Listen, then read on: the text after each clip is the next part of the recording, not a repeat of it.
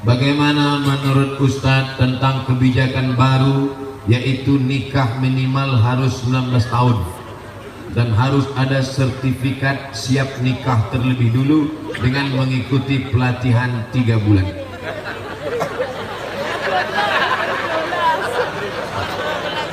Saya bicara masa depan Indonesia, dia cerita nikah.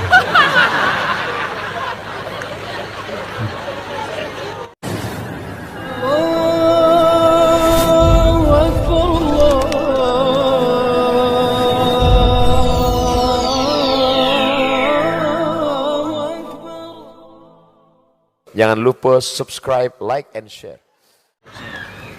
Bagaimana menurut Ustadz tentang kebijakan baru, yaitu nikah minimal harus 19 tahun dan harus ada sertifikat siap nikah terlebih dulu dengan mengikuti pelatihan 3 bulan.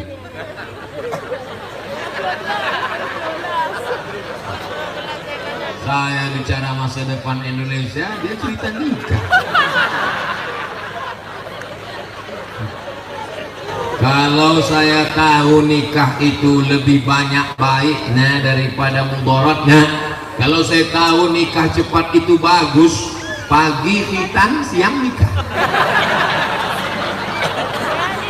Tapi tentu Nabi juga bersabda, kata Nabi, man istata'a minkumul ba'ah, siapa di antara kamu yang sudah ba'ah. Ba'ah artinya al-qudrah, mampu secara finansial. Adik-adik, anak-anakku sekalian, kalian sekolah, kakak kelas kalian banyak sekarang, ada di Turki, ada di Mesir, lebih 15 alumni Darul Quran Mulia di Kairo, Mesir. Saya waktu ke Mesir, anak-anak Mesir, adik-adik kelas nanya, Ustaz, kami gimana kalau nikah atau kuliah Pak Ustaz? Kuliah sambil nikah. Terus makannya gimana? Subsidi silang. Kamu dapat kiriman kan? Iya. Kamu dapat kiriman? Iya. Gabungkan APBD-nya. Cari yang siap dari nol. Di pom bensin dong Ustaz. Adinda, Aa kan lagi belum kerja nih. Siap nggak makan sehari denganku? Jangankan makan sehari, Senin Kamis aja kita puasa gitu. Tapi jangan lama-lama gitu. Nah, oleh sebab itu perlu kesiapan mental. Masalah perlu sertifikat sebelum nikah ini memang dari dulu saya ngomong ke Bapak Kepala Kantor Wilayah Kementerian Agama Provinsi Riau dulu, namanya Pak Dr. Asyari Nur. Pak Dokter, ini sekarang banyak laki-laki gak ngerti masalah nikah, dikit-dikit marah, satu hari sampai jatuh tolak 5. Pagi kopi terdatang lambat datang, tolak 1. Sambal terlalu pedas, tolak 2. Gulai kurang garam, tolak 3. Nggak ngerti dia masalah nikah. Jadi Pak, kata saya waktu itu, gimana kalau kita buatkan 20 SKS, orang yang mau nikah ini dibuatkan kursus pranikah. Setelah dia ngerti masalah pernikahan, akidahnya mantap, bisa jadi imam, baru dia boleh nikah. Aku setuju. Jadi program ini tinggal diisi saja, dibuatkan. Tidak boleh menikah sebelum ikut kursus bisa baca Quran. Setuju? Dia bisa jadi imam. Bayangkan kalau suaminya tamat Darul Quran Mulia, Masya Allah, di tengah malam itu dia akan membangunkan istrinya, wake up my darling, wake up my honey. Karena dia tiap malam tahajud di Darul Quran, dia pun sholat Allahu Akbar, Bismillahirrahmanirrahim, Ar-Rahman Allamal Quran, Khalaqal Insan, Allamahul Bayan. Allahu Akbar. Kita makmumnya loh kok cepat banget. Begitulah kalau suaminya alumni Darul Quran Mulia. Tapi kalau yang nggak lulus sertifikat tadi, Allahu Akbar, sampai salam nggak bunyi. Imam silent. Ini masih syukur, masih mau tahajud. Nah, jadi ini kita isi saja pelatihan 3 bulan bagus, tapi isinya harus diisi dengan pesan-pesan Islami. Suaminya pandai baca Quran, suaminya mesti sholat, ngerti masalah hukum tolak rujuk li'an khulu, ngerti masalah pembagian harta warisan. Ini banyak sekarang anak-anak kita yang perempuan ditipu, dibodohi sama suami yang nggak ngerti agama ini. Istriku, sejak kamu jadi suami, sejak kamu punya suami aku, maka segala surat tanahmu, surat mobilmu, semuanya milik aku, karena surgamu di bawah tapak kakiku. Ini pembodohan luar biasa. Oleh sebab itu 3 bulan pelatihan ini harus diisi dengan nilai-nilai kebangsaan, nilai-nilai keagamaan. Maka ini bagus. Assalamualaikum Ustaz. Waalaikumsalam. Semoga antum selalu dalam lindungan Allah, ya. 2150 santri mendoakan saya menembus pintu-pintu langit. Amin. 2150 santri mendoakan, dari yang kecil-kecil tadi. Yang kecil-kecil malah manggil Ustaz. Anak-anak yang tak berdosa. Afwan Ustaz mau nanya, gimana hukumnya akhwat sholat pakai baju gamis, sedangkan familiarnya suka pakai mukena? Mukena itu cuma ada di Indonesia. Di Mesir nggak ada mukena. Antum capek nyari mukena di Maroko, nggak akan ketemu. Jadi pakaian dalam Islam itu tidak diatur oleh fashion, style, tapi yang diatur adalah sifatnya. Sifat pakaiannya longgar, menutup aurat, maka dia sudah boleh dipakai untuk sholat. Tidak dilihat kainnya, walaupun kainnya terbuat dari jeans, kain jeans, tapi longgar. Kainnya jeans tapi longgar, lebar, karena tidak diatur kainnya terbuat dari apa. Oh, nggak boleh pakai jeans Pak Ustaz, sholat pakai jeans nggak batal. Mana dalilnya? Ini minal jinnati wan nas. Jadi jin yang nggak boleh itu kan jin sempit. Jin sempit yang sampai darahnya pun nggak mengalir. Dipakai jam 8, jam 9 pucat. Jangan. Sampai menjerit itu Pak. Oh, begitu ya boleh. Coba lihat pakaian perempuan Jepang kimono. Kalau ada orang Jepang masuk Islam mu'alaf, sholat dia pakai kimono, tertutup semuanya, longgar, sah sholatnya.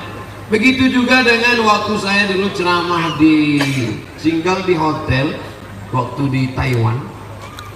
Sebenarnya saya mau ngasih tahu saya ceramah di Taiwan. Jadi saya lihat di dinding hotel itu ada gambar perempuan Cina, saudara kita Tionghoa, tapi yang zaman-zaman dulu ternyata bajunya panjang. Nonton nggak sinetron siluman ular? Itu bajunya panjang. Lama saya perhatikan, tinggal pakai jilbab aja dia, panjang, longgar, tertutup aurat. Tinggal pakai jilbab aja sah untuk sholat.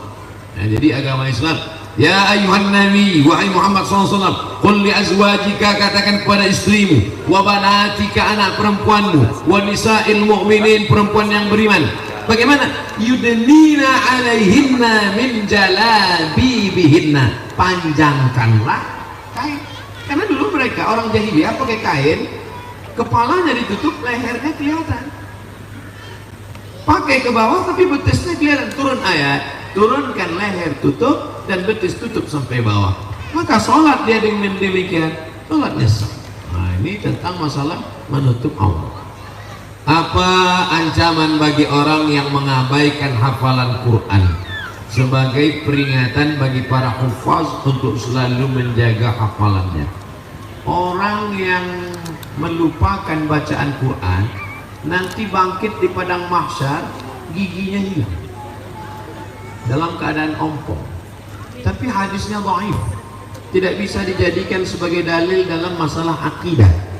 Tapi hadis yang kuat tentang menyia-nyiakan hafalan Quran adalah termasuk bagian dari menyia-nyiakan agama Allah. Karena kata Nabi, taraktu fikum amrayni, aku tinggalkan pada kamu 2 perkara. Intamassakum bihima, kalau kamu pegang yang 2 ini, lan tadillu abada, kamu tidak akan sesat untuk selamanya. Kitab Allah, Al-Quran, wa sunnati. Maka siapa yang menghafal Al-Quran berarti dia sudah menegakkan agama Allah, dan siapa yang melupakan berarti dia sudah merobohkan agama Allah. Oleh sebab itu, jangan gara-gara ini malah jadi takut menghafal Quran. Justru hafal terus dan terus mulazamah, terus istiqomah, ulangi hafalan, jaga hafalan, jaga pandangan mata. Syakautu ila waqi'in, aku melapor kepada Imam Waqi' su'a hifzi, tentang hafalanku yang jelek. Fa arsyadani ila tarkil ma'asi, Imam Waqi' memesankan padaku tinggalkan perbuatan maksiat. Li'annal ilma nurun, karena ilmu adalah cahaya. Wa nurullah la yuhda lil 'asi. Tak mungkin Allah memberikan hafalan Quran pada orang yang kepalanya banyak perbuatan maksiat. Oleh sebab itu, ghaddul basar, tundukkan pandangan, jaga kehormatan, kemuliaan. Mudah-mudahan Allah menguatkan hati hafalan anak-anakku sekalian. Amin ya Allah. Apa pendapat, bagaimana tanggapan Ustadz tentang kaum Freemason? Freemason Yahudi, tidak membawa agama, tapi yang dibawanya adalah pemikiran pluralisme. Semua agama benar, semuanya selamat, jangan tanya akidahnya, yang penting orangnya baik, yang penting orangnya sopan. Jangan tanya agama, jangan tanya akidah. Dalam Islam justru lain asyrakta, kalau kau syirik la yahbatanna amaluka, semua amalmu tidak bermakna. Wa qadimna ila ma amilu min amalin, semua amal kamu nanti akan didatangkan, ini sedekahmu, ini wakafmu, ini infakmu, tapi kemudian dijadikan amal itu haba'an manthura, seperti debu yang dihembus angin. Dalam Islam pokok pangkal pertama yang penting adalah akidah. Dalam Islam baik pun orang kalau akidahnya tidak benar. Wa may yabtaghi ghairal islami dina, siapa yang mencari agama selain daripada Islam, falan yuqbala minhu, dia tidak akan diterima, wa huwa fil akhirati minal khasirin. Laki-laki kalau mau mencari perempuan yang lihat agamanya, tungkahul mar'atu li arba', perempuan dinikahi karena 4, 5 liha, karena hartanya, wali hasabiha, karena keturunannya, wali jamaliha, beautiful. Tapi yang dipandang, coba lihat yang keempat, fazfar bidzatid din, lihatlah agamanya, taribat yadaka, kau akan selamat. Perempuan kalau memandang laki-laki, walinya, bapaknya, kakeknya, abangnya, adiknya, pandang laki-laki apa? 2, idza ja'akum man tardawna dinahu, kalau kau lihat ada laki-laki baik agamanya, wa khuluquhu, baik akhlaknya, fazawwijuhu, nikahkan anakmu, adikmu dengan dia. Yang pertama dilihat dari laki-laki agama, yang dilihat dari perempuan agama.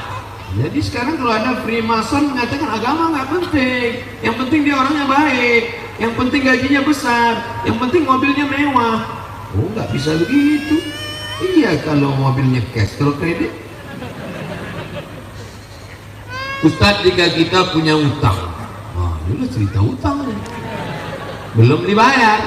Ketika kita ingin membayarnya, kita tidak tahu di mana orangnya berada. Alhamdulillah. Bagaimana cara kita untuk membayar utang tersebut? Cari dia. Di mana nyarinya Pak Ustadz? Google.com.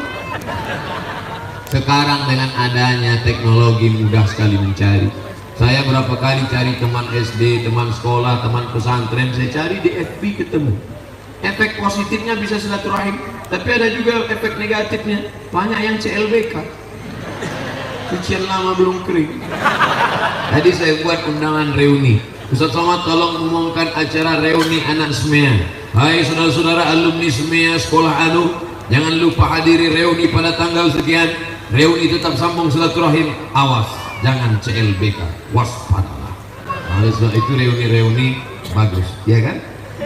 Iya. Nah, cari dia. Kalau sudah dicari nggak juga ketemu, ahli warisnya, ternyata dia sudah meninggal, anaknya ada, bayar ke anaknya. Anaknya juga nggak ada lagi Pak Ustaz.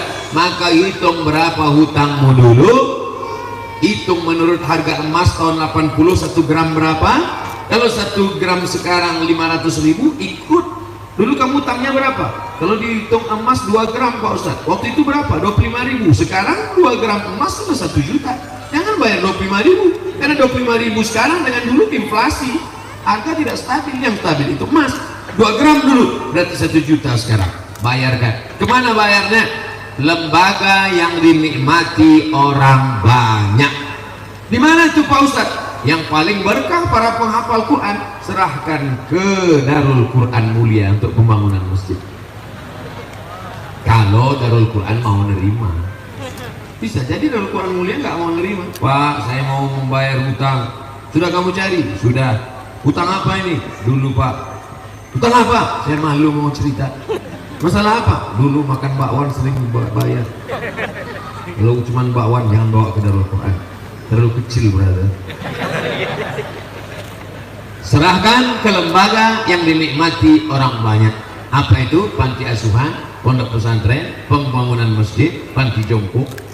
Bagaimana mengurangi kemaksiatan yang sudah menjadi kebiasaan, bahkan sudah menjadi karakter, sudah menjadi perbuatan kebiasaan. Pepatah kita mengatakan Allah bisa karena biasa, terbiasa. Kalau terbiasa bangun jam 3, setelah itu sholat tahajud, habis itu sholat witir, habis itu ngapal, habis itu ngulangi hafalan, habis itu taksir, habis itu, maka dia akan terbiasa. Begitu juga sebaliknya, kalau sudah terbiasa buat dosa, maka perbuatan yang pertama mesti dilakukan adalah taubatan nasuha. Ya ayyuhalladzina amanu, orang beriman, tubu ilallah taubatan nasuha. Setelah itu berjamaah buat komunitas X1 mantan petatu, komunitas jombloan fisabilillah, komunitas biker subuhan, komunitas banyak, buat komunitas, karena serigala akan menerkam kambing yang melepaskan diri dari jamaah.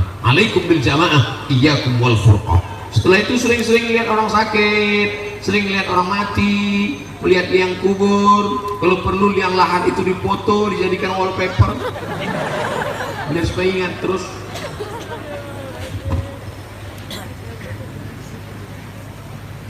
Menyikapi konflik Suriah, ketika kita berdoa, kita harus berdoa seperti apa? Soalnya perang melibatkan pihak yang sangat banyak, kita tidak jelas. Allahumma ansuril Islam wal muslimin, tolonglah saudara kami orang Islam muslimin. Waqdulil kafarata wal musyrikin, hinakan orang kafir dan orang musyrik. Allah mansur ikhwanana al-mujahidin al-mustad'afina fi Palestin wa fi Suriah wa fi Rohingya wa fi Uyghur. Doanya begitu, minta tolong hamba-hamba Allah yang teraniaya. Dan jangan sangka Allah itu robot. Nah, ini perlu akidahnya benar. Masa iya Allah tak bisa membedakan mana hak mana batil, mana orang betul mana orang batil? Jadi jangan sangka salah, nanti salah alamat doa saya Pak Ustaz. Enggak, minta sama Allah menolong mustad'afin yang teraniaya, Allah menolong orang yang lemah, Allah menolong orang yang terzalim. Sudah muncul Imam Mahdi, apa betul Pak Ustaz? Ketika Habib Umar bin Hafiz datang 2 tahun yang lalu, kebetulan saya ikut dialog, diminta sebagai pembawa acara. Ada yang nanya, Habib Umar, ya Imam Mahdi udah lahir apa belum? Kata Habib Umar, ente nggak perlu cari-cari kampungnya di mana, dia udah lahir apa belum, di rumah sakit mana, tahun berapa. Yang perlu dipersiapkan adalah iman dan amal soleh supaya bisa membedakan mana yang asli, mana yang palsu. Man qara'a surat Al-Kahfi, siapa yang baca surat Al-Kahfi yaumal Jumu'ah, hari Jumat, sore Jumat, petang Jumat, malam Jumat, Allahu min nur, Allah berikan dia cahaya ma bainal jumu'atain. Siapa yang menghafal awal 10 surat Al-Kahfi di Darul Quran mulia, mereka bukan menghafal awal Al-Kahfi, ujung Al-Kahfi, bukan cuma malam Jumat, tiap hari mereka membaca.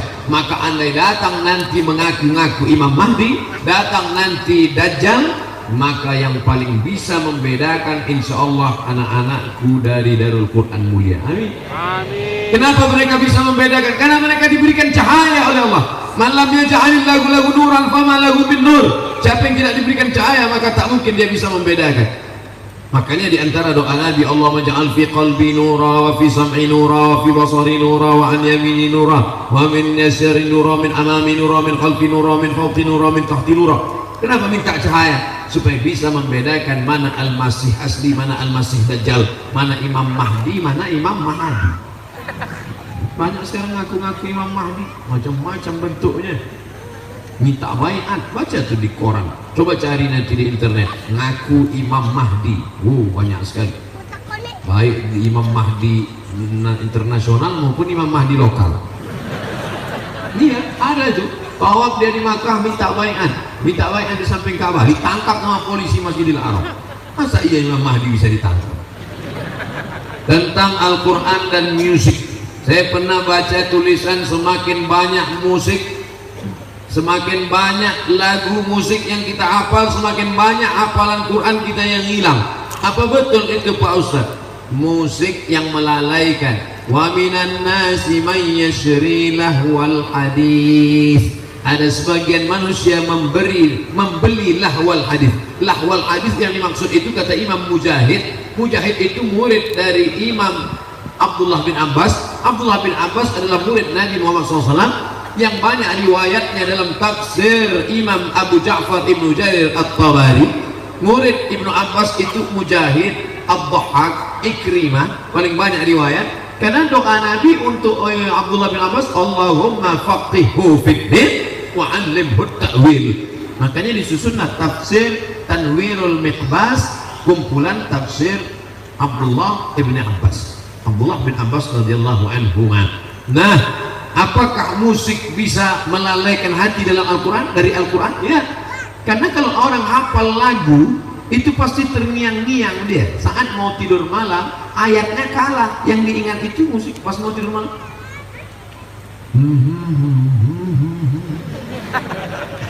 Dia terngiang-ngiang sampai nanti pas mau sakratul maut pun bisa.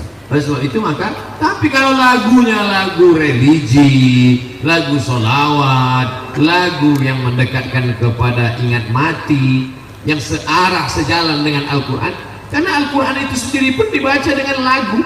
Laisa minna man lam yataghanna bil Quran. Siapa yang baca Quran lurus-lurus saja, tidak ada lagunya, bukan golongan kami, kata Nabi. Makanya para ulama membolehkan memasukkan bayati, soba, sika, nahawan, jaharka, ras. Itu tadi qori kita, itu kan pakai lagu itu. A'udzubillahi minasyaitonir rajim. Bismillahirrahmanirrahim. Itu pakai lagu. Gimana baca Quran nggak pakai lagu? Alhamdulillahirabbil alamin. Yang nggak boleh itu lagu yang mengajak pada perbuatan maksiat, selimut tetangga, cinta satu malam. Apa ini lagi? Mengajak pada perbuatan zina. Tapi kalau lagunya ingat mati, lagunya mengingatkan kepada Rasul, lagunya pula Al-Quran, Allahumma rahamna bil Quran, itu ada lagunya. Azan aja pakai lagu, azan itu pakai lagu. Allahu Akbar, Allahu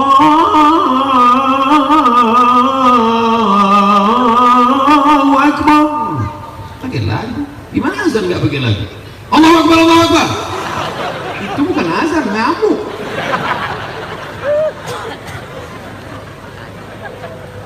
Jadi jangan sampai anak-anakku mendengarkan lagu-lagu musik-musik yang melalaikan dari Allah, karena dia akan membuat terngiang-ngiang dalam telinga, mengigau di waktu malam, bahkan lagu. Jangan. Tapi insya Allah kalau di pesantren, insya Allah dia selamat, karena dia tidak pakai handphone, dia tidak nonton TV. Kalaupun menonton, hanya tontonan yang bisa dijadikan sebagai tuntunan. Sedangkan yang melalaikan tidak mungkin. Tolong nasihati kami para santri. Udah dari tadi nasihat terus. Tentang bahaya pacaran. Gimana mau cerita bahaya pacaran, orang lihat perempuan aja enggak? Lihat perempuan aja pas saya datang ini. Makanya banyak yang berharap saya sering-sering datang. Sering-seringlah datang ke sini Ustaz, biar kami bisa ketemu lagi. Oke, kita bicara sebagai orang yang dewasa, bukan anak-anak. Laki-laki membonceng perempuan, pergi sana, pergi sini, bonceng sana, bonceng sini, masuk angin, gembok. Maaf, beribu maaf Pak Kiai, mungkin tidak sopan, tapi saya perlu cerita ini tuh anak-anak kita. Yang muntah-muntah laki-laki apa perempuan? Perempuan. Kalau hamil yang melahirkan laki-laki apa perempuan? Perempuan. Yang hilang kehormatannya laki-laki apa perempuan? Perempuan. 9 bulan 10 hari kemana-mana, perempuan. Laki-laki enak aja. Tertulis di botol, do not accept if shell is broken. Jangan terima botol kalau segelnya rusak. Laki-laki apa perempuan? Perempuan. Oleh sebab itu jangan pacaran, karena kalian yang rugi. Laki-laki ini enak aja. Oleh sebab itu maka, tapi kalian yang laki-laki ingat, kalian yang sekarang mempermainkan perempuan, 20 tahun lagi kalian akan punya anak perempuan. Anak kalian perempuan, istri kalian perempuan. Hati-hati, hati-hati. Apa yang kalian lakukan hari ini akan berbalik kepada kalian di masa akan datang. Waspadalah. Terutama di antara kami ada yang masih terikat dalam pacaran, mungkin karena belum tahu apa saja bahaya. Sudah kusebutkan, kalau kau lakukan juga rasakanlah sendiri. Pertanyaan terakhir, saya ingin tanya tentang niat saya ingin masang behel untuk merapikan gigi. Setelah saya cek ke dokter, ada kemungkinan harus sedikit mengikir gigi karena tidak cukup ruang. Bagaimana pendapat Ustadz tentang hal ini? Merubah yang tidak layak menjadi layak boleh, merubah yang tidak normal jadi normal boleh. Ada jenis-jenis orang yang punya gigi, kalau dia senyum kita malah takut.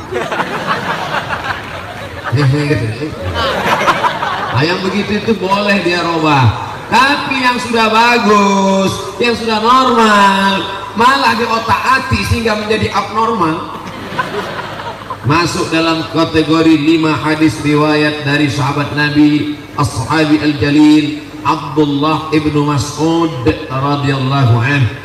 La'anallahu al-wasimat, Allah melaknat tukang buat tato, wal mutasimat, minta buatkan tato, wal mutanammisat, mencabut. Ini alis apa bulu mata? Mencabut alis, mengotak-atik alis. Wal mutafallijat, mengotak-atik gigi.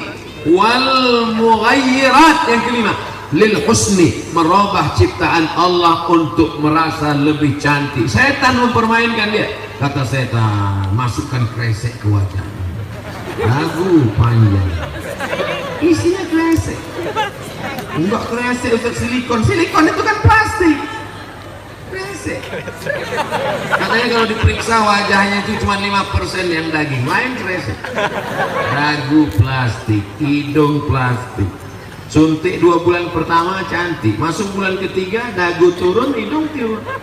Tinggal mau ambil sapu lidi. Nenek sihir.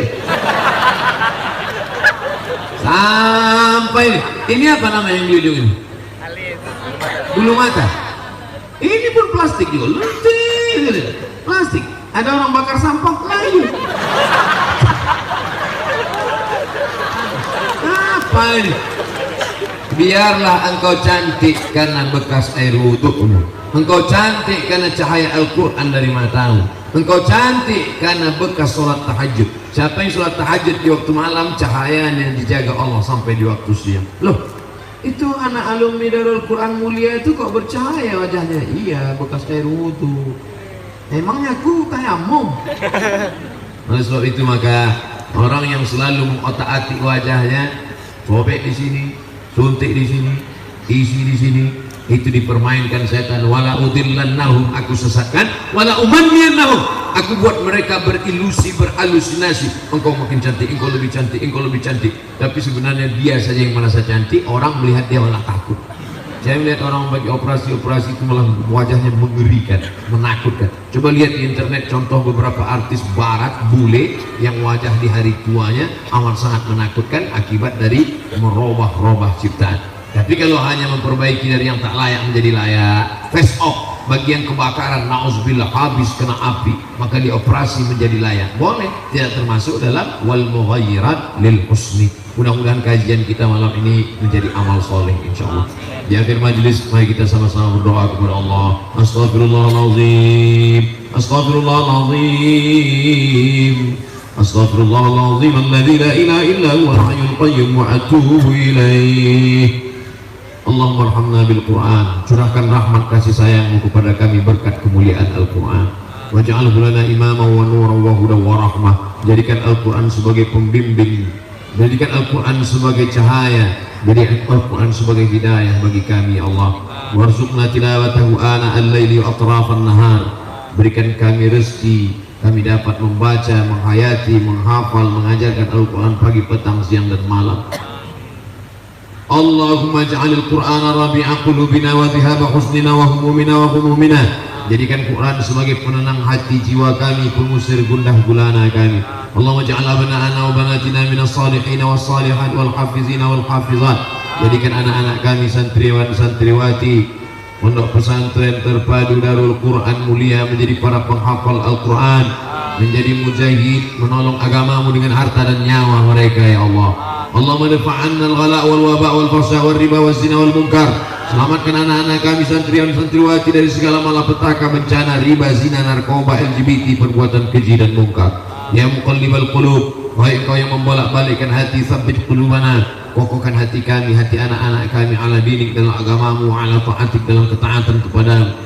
Allahumma a'inna, tolong kami ala dzikrika, supaya hati kami ini selalu berzikir mengingatmu, wa syukrika, selalu bersyukur padamu, wa husna ibadatik, beribadah dengan yang ibadah terbaik. Allahumma ja'al hadzal ma'hada darul Qur'an al-Karim, jadikanlah ma'had darul Qur'an mulia ini ma'hadan aziman mubarakan fih, ma'had yang besar yang melahirkan para generasi du'at da'i ilallah. Mereka akan jadi polisi, akan jadi tentara, menjadi pemimpin, tapi mereka tetaplah sebagai para penghafal Quran dan dai, mengajak orang dari jalan setan menuju jalan Allah Subhanahu wa taala. Allahumma arzuqnal istiqamata 'ala syari'atil gharra wa tariqatil bayda. Setelah mereka menjadi para penghafal Quran, jadikan mereka istiqamah untuk mengulang hafalannya, istiqamah untuk mengamalkan isinya ya Allah. Allahumma rabbana ighfir lana dzunubana, walaupun hafal Quran tapi tetap berbakti kepada orang tua.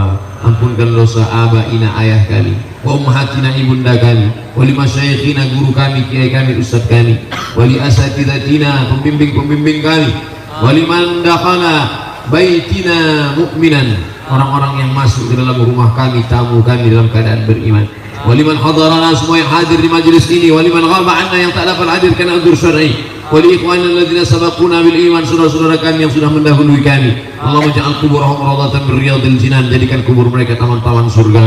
La taj'al kuburahum hufratan min hufarin niran, jangan jadikan kubur mereka salah satu dari lubang neraka. Allahumma khtim lana bi husnil khatimah wa la takhtim alaina bi su'il khatimah. Allahumma ja'al akhir kalamina 'inda intihai ajalina, jadikan akhir kalam kami manakala ajal kami sampai, saat malaikat maut mencabut nyawa kami, yang terakhir keluar dari mulut kami la ilaha illallah Muhammadur Rasulullah sallallahu alaihi wasallam. Allahumma barik lana fi umuri syaikhina, ya Allah, guru kami Kiai Abdul Hasib, berikan umurnya berkah. Matta'ana Allah bituli amrihi, jadikan panjang umurnya menjadi berkah bagi kami, bagi para santriwan dan santriwati. Allahumma tawil umrahu, panjangkan umurnya, wa sahih jasadahu, sehatkan badannya, wa qawi imanahu, kuatkan imannya. Bismillahirrahmanirrahim, bismillahirrahmanirrahim, bismillahirrahmanirrahim. Dengan nama Engkau yang Maha menyembuhkan ya Allah. Isfi mardana syifaan ajilan la yughadiru saqaman bi rahmatika ya arhamar rahimin. Berikan kesembuhan, berikan kesehatan kepada saudara kami, guru kami, anak-anak kami, kesembuhan yang segera, yang tak akan kumat lagi untuk selamanya. Allahumma jema'na ma'al habibil mustafa fi jannatikal ula, satukan kami dalam surgamu bersama Nabi Muhammad dalam surga jannatul firdaus. Rabbana atina fid dunya hasanah wa fil akhirati hasanah wa qina adzabannar. Wa sallallahu ala sayyidina wa maulana Muhammad wa ala alihi wa sahbihi wasallam, walhamdulillahi rabbil alamin. Taqabbalallahu minkum minna wa minkum taqabbal ya karim. Terima kasih segala perhatian, mohon maaf segala kesilapan dan kekhilafan. Selama menyampaikan tausiah ini banyak kata-kata tidak berkenan di hati, menyinggung perasaan, tidak sesuai dengan tata kerama, sopan santun, etika ma'had Al-Faqir Abdul Somad, mohon maaf. Sudikah anak-anakku, para ustadz sekalian memberikan maaf? Dari bunyinya nampaknya tidak. Insya Allah kita akan bertemu pada kesempatan yang lain. Wallahu muwaffiq ila aqwamit thariq, waffaqana Allah lima yuhibbu wa yardah. Wassalamualaikum warahmatullahi wabarakatuh. Maulaya